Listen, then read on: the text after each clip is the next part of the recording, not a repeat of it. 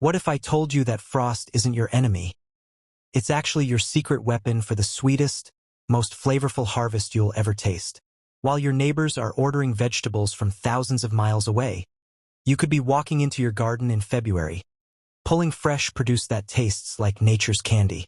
Stick around because what I'm about to share will completely flip everything you thought you knew about winter gardening. Hey there, garden friend. Welcome back to Earthly Gardening, where we prove that growing incredible food doesn't require a trust fund or fancy equipment. If you're new here, you've just stumbled into a community of growers who believe that dirt under your fingernails is better than diamonds on your fingers. I'm so glad you're here. Now, before we dig in, literally go ahead and smash that subscribe button because we drop wallet-friendly growing secrets every single week. And trust me, you don't want to miss what's coming next month. Here's the deal. This video is packed with 6 winter warriors that'll have you harvesting when everyone else is still dreaming about spring. But here's my challenge to you. Screenshot your favorite tip from today's video and tag us on social media, or better yet, drop it in the comments below. Let's build something special together. And hey, if you find value in what we share today, that little thumbs up button helps us reach more folks who want to grow their own food freedom. Alright, let's get into it. Vegetable 1. Spinach. Let's kick things off with the heavyweight champion of winter greens. Spinach. But forget everything Popeye taught you about those sad, canned leaves. Winter spinach is a completely different beast. Here's what makes spinach your winter MVP. It can handle temperatures down to 15 degrees Fahrenheit. That's way colder than your refrigerator. Some varieties laugh in the face of single-digit temps and keep right on growing. It's basically the honey badger of the vegetable world. Now, timing is everything. You want to get spinach in the ground about 6 to 8 weeks before your first expected frost. This gives the plants enough time to establish strong roots before the deep cold arrives. Think of it like training for a marathon. You don't show up on race day without preparation. Here's my favorite spinach secret that I learned from an old-timer who's been growing for 40 years. Plant it thick. I mean really thick. Forget those spacing recommendations on the seed packet. Broadcast those seeds like you're feeding chickens. Why? Because spinach leaves grow smaller and sweeter in cold weather. And when they're crowded together, they actually protect each other from harsh winds and create their own little microclimate. It's like they're huddling for warmth. For varieties, look for names like Bloomsdale, Winter Giant, or Space. These aren't bred for massive summer leaves. They're engineered for cold resilience. And here's the kicker. 1 square foot of densely planted spinach can give you multiple harvests throughout winter. Just snip the outer leaves, and the center keeps producing. It's the gift that keeps on giving, and your grocery bill will thank you every single week. Vegetable 2. Kale. Alright, I can hear some of you groaning. Yes, kale became that trendy superfood that everyone either loves or pretends to love. But hear me out because winter kale is playing a completely different game. Here's the wild part. Kale actually tastes terrible in summer. It's bitter, tough, and honestly, I wouldn't blame you for avoiding it. But after the first hard frost, it's like the plant had a personality transplant. Those bitter compounds break down, sugars rush in, and you're left with leaves that are sweet, tender, and almost buttery. I've converted die-hard kale haters with a single leaf plucked after a frost. Kale is virtually indestructible. I've seen kale plants buried under 6 inches of snow, looking completely dead, only to pop back up green and gorgeous once the snow melts. It's the zombie of the vegetable garden, except way more delicious and nutritious. Plant kale transplants in late summer or direct seed about 10 weeks before frost. The trick with kale is giving it space. Each plant needs about 18 inches because these things get massive. We're talking 2 feet tall and equally wide if you treat them right. Now here's something most garden channels won't tell you. Don't harvest kale until after a good frost. I know it's tempting to start picking those beautiful leaves in autumn, but patience pays off here. That first freeze is what transforms kale from meh to magnificent. My go-to varieties? Winterbore and Lacinato, also called dinosaur kale. Winterbore is your classic curly kale that handles cold like a champ. Lacinato has those dark, almost prehistoric-looking leaves that hold up incredibly well in soups and stir-fries. Pro tip: harvest from the bottom up. Take the lowest leaves first, and the plant keeps producing from the top. I've had single kale plants feed my family from November through March. Try getting that kind of return on investment from anything else in your garden. Quick pause here because I want to know something. Have you ever grown food in winter before? Drop a comment and let me know your biggest winter gardening challenge. Is it the cold? Not knowing what to plant? Figuring out timing? I read every single comment, and your questions actually help me create better content for this community. And if you're finding this helpful so far, do me a solid and hit that like button. It literally takes half a second, but it tells YouTube that real humans are getting value here, which means more gardeners discover these tips. Okay, back to our winter warriors. Vegetable 3, carrots. Now we're getting to the fun stuff. Carrots in winter sound impossible, right? Well, buckle up because winter carrots are about to blow your mind. First, let me paint you a picture. Imagine pulling a carrot from frozen ground in January, brushing off the soil, and biting into the sweetest, crunchiest thing you've ever tasted. It's like nature's candy bar, except it actually grew sweeter because of the freezing temperatures. This isn't gardening. This is straight-up magic. Here's the science. When carrots experience cold, they convert stored starch into sugar to prevent their cells from freezing and bursting. It's their survival mechanism, and we get to reap the delicious benefits. Winter carrots can be up to twice as sweet as summer carrots. Timing for carrots is critical.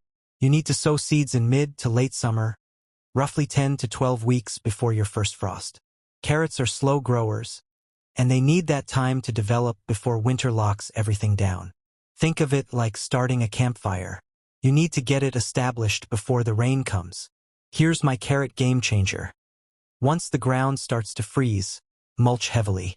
I'm talking 4 to 6 inches of straw, shredded leaves, or even old hay. This mulch layer acts like a blanket, keeping the ground just soft enough that you can still harvest throughout winter. Without it, you'll need a pickaxe to get your carrots out, and nobody wants that workout. Variety matters big time with carrots. Look for Napoli, Nelson, or Bolero. These are bred specifically for cold tolerance and actually improve in flavor after frost exposure. And here's a sneaky trick.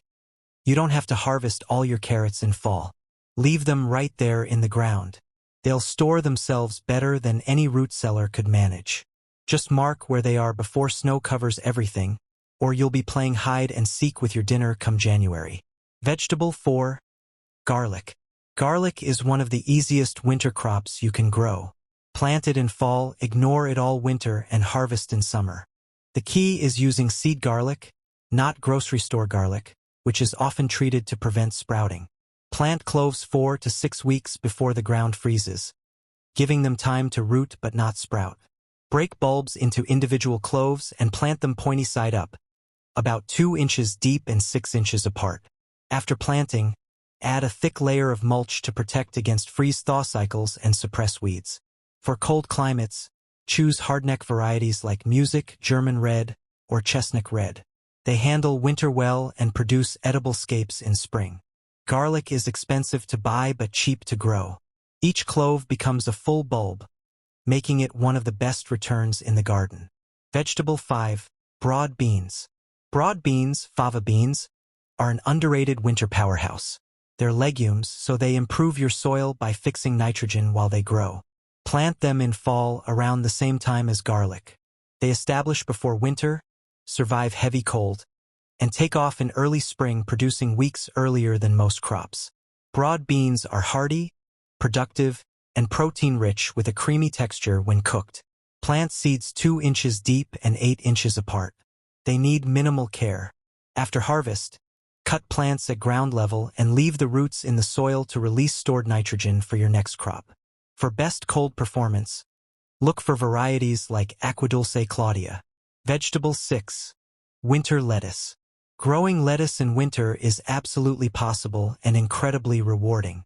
The key is using cold-hardy varieties and providing basic protection. Plant lettuce in late summer or early fall, about 8 weeks before first frost, so plants are established before deep cold. Once temperatures drop, growth slows, but the plants stay fresh, acting like a living refrigerator. Choose varieties like Winter Density, Arctic King, or North Pole.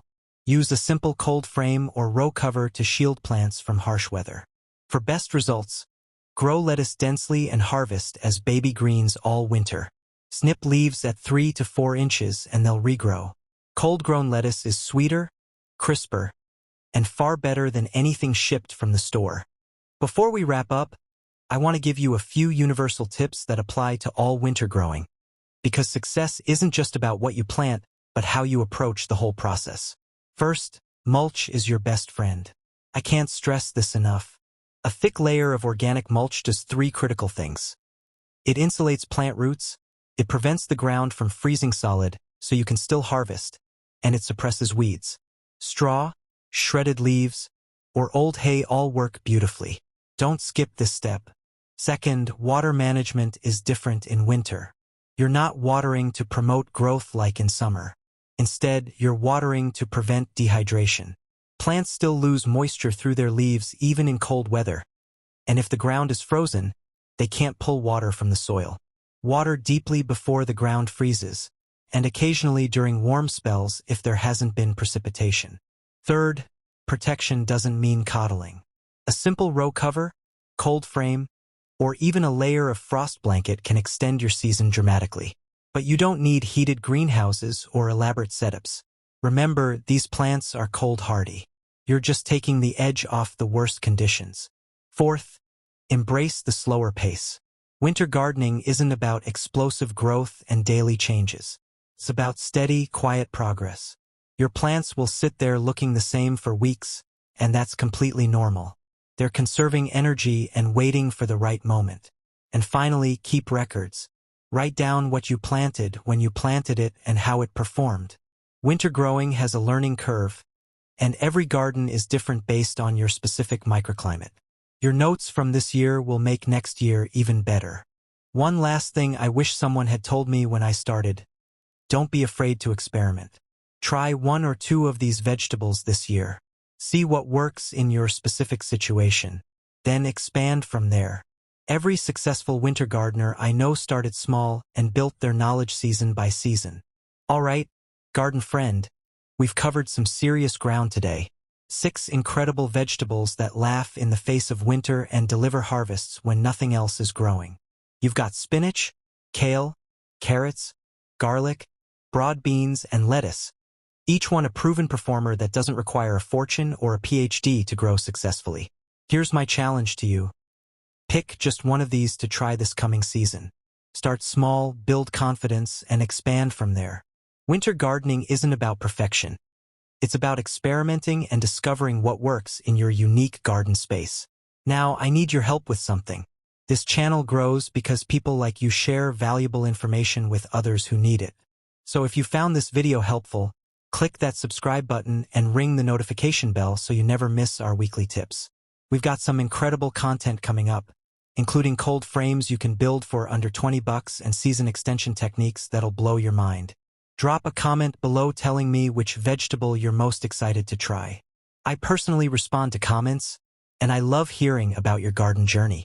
And if you know someone who'd benefit from this information, maybe a friend who's always complaining about grocery prices or a family member interested in growing their own food, share this video with them. Remember, growing your own food isn't just about saving money or having fresh vegetables. It's about reclaiming a skill that humans have practiced for thousands of years. It's about connection, self-sufficiency, and the quiet satisfaction of nurturing something from seed to harvest. Until next time, keep growing, keep learning, and remember that every expert gardener was once a beginner who refused to give up. I'll see you in the next video. Happy growing, everyone.